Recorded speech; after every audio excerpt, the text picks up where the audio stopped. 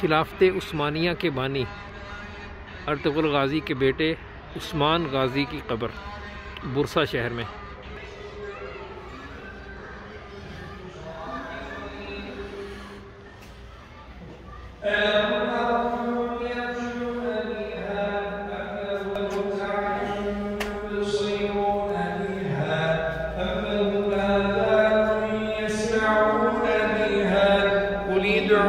شركاءكم ثم كيدوني فلا تنظرون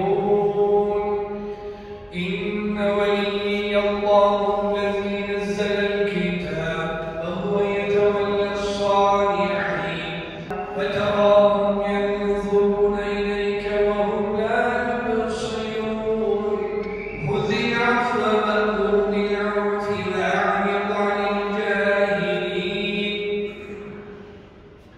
وإما ينزغنك من الشيطان نزغ فاستعذ بالله إنه سميع عليم إن الذين اتقوا إذا مسهم طائف من الشيطان تذكروا فإذا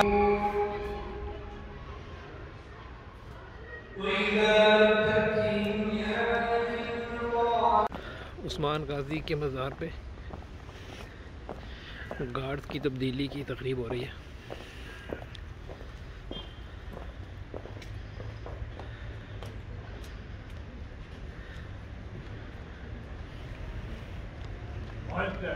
Al bayrağı, nöbet devran.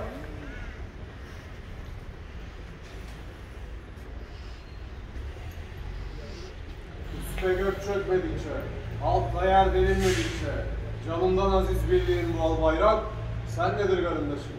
Üste gök çökmedikçe, altta yer delinmedikçe, canından aziz bildiğin bu al bayrak sendedir kardeşim.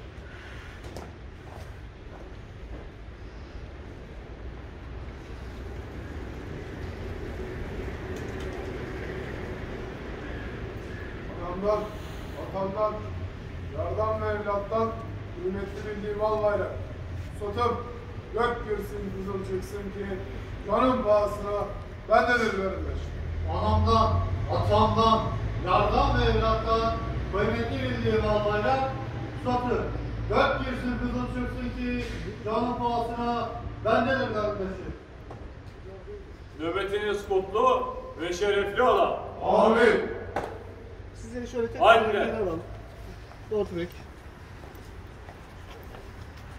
Pusat kuşan, yola revan.